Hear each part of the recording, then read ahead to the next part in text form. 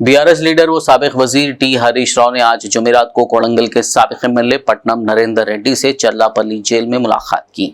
वाज़ेह हो कि पट्टनम नरेंद्र रेड्डी को विकाराबाद कलेक्टर पर लागाचर्ला हमले के सिलसिले में गिरफ्तार किया गया था और चारशंबे के रोज अदालती तहवील के तहत जेल भेज दिया गया। जेल में उनसे मुलाकात के बाद साबिक वजीर हरीश राव ने कहा कि कोड़ंगल के साबिक एमएलए पट्टनम नरेंद्र रेड्डी ने उन्हें बताया कि वो पुलिस की रिमांड रिपोर्ट में दर्ज तफसीलात से लाइम थे। इस मामले में केटीआर को भी मुलविस करने की कोशिश कर रही है। हरीश राव ने कहा कि अपोजिशन के खिलाफ गैर कानूनी मुकदमात तो दर्ज किए जा सकते हैं, लेकिन अवाम की बगावत को हुकूमत संभाल नहीं सकती। नरेंद्र रेड्डी गारितो ఆయన రిమైండ్ రిపోర్ట్లో ఏం రాశారో తెలియదట। ఆయనకు రిమైండ్ రిపోర్టును 5 నిమిషాల ముందు మెజిస్ట్రేట్ గారి ముందు ప్రవేశపెట్టే ముందు రిమైండ్ రిపోర్ట్ మీద సంతకం పెట్టించుకున్నారు।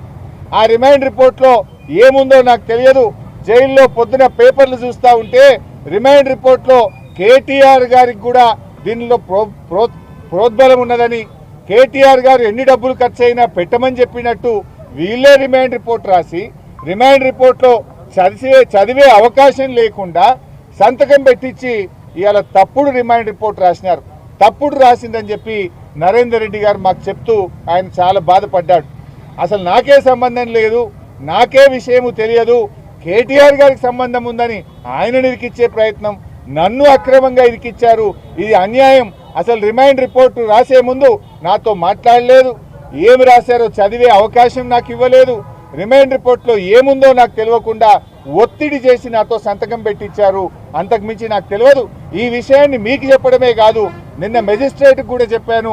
మెజిస్ట్రేట్ గారి ముందు కూడా ఆ రిమైండ్ రిపోర్ట్లో ఏముందో నాకు తెలియదు, ఒక్క నిమిషం ముందే నాతో సంతకం పెట్టించారనే విషయాన్ని నిన్న మెజిస్ట్రేట్ గారికి కూడా చెప్పానని చెప్పి నరేందర్ రెడ్డి గారు చెప్పారు।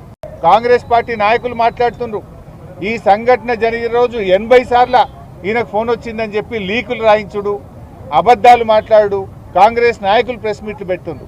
పోలీస్ రిమాండ్ రిపోర్ట్లో ఒకే ఒక్కసారి ఫోన్ వచ్చింది, ఒకే ఒక్కసారి ఆ రోజు ఫోన్ వచ్చిందని చెప్పి పోలీస్ రిపోర్ట్లో ఉంటుంది।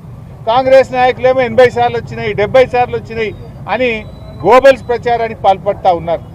ఇవాళ మీరు ప్రతిపక్షాల మీద అక్రమ కేసులు పెట్టచ్చు, కానీ ప్రజా తిరుగుబాటు నుంచి తప్పించుకోలేరు।